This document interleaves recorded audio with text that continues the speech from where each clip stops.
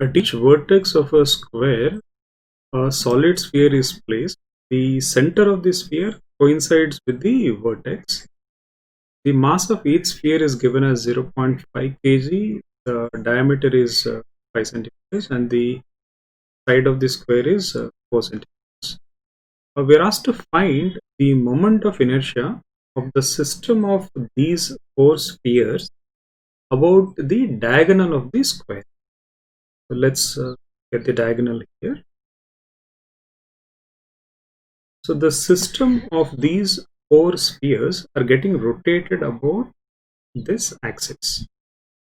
Now, I think before we plug in numbers, let's consider the radius of each sphere is r and the mass is m. Let's say the side length of the square is a. Now, if I take the spheres that are lying on the diagonal of the square, they are in fact the axis is in fact passing through the center of mass of these spheres. So for the spheres on the diagonal,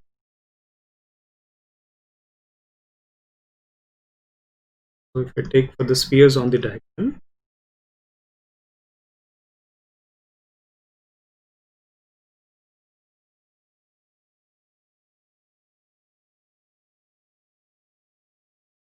now each sphere contributes a moment of inertia, which is simply obtained by taking 2 by 5 mr square. So this is the contribution coming from each sphere. So if we evaluate this, what do we get? 2 by 5. Mass is given as 0.5 and the diameter is 5 centimeters. So if I take the radius, it's 5 by 2. So the centimeter square, if I need to convert it into meter square, I think we know this. We just need to multiply by 10 to the power minus. So what do we have here? I think this is 5 by 4 into 10 to the power minus 4 kg meters. Now again keep in mind this is due to one of the spheres which are on the diagonal of the square. Now if I look at the other two spheres which are positioned off diagonal, let's say if I take this, okay, so for the off diagonal,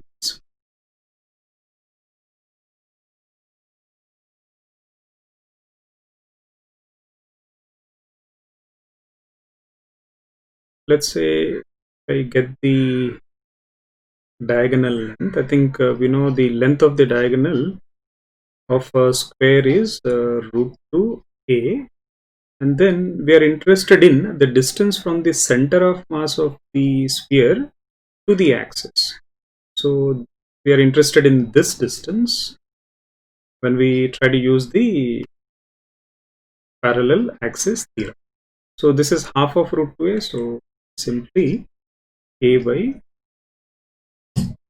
Now if I write down the moment of inertia contribution coming from one of these spheres which are off diagonal, it would be, if it were rotated about its center of mass axis, then we would have had 2 by 5 mr square, but it is not, so we'll have to add that md square. So I have m, then r is, the distance between the axis is a by root 2. Now we have already obtained this earlier, so that is 5 by 4 into 10 to the power minus 4. It's 5 by 4 into 10 to the power minus 4.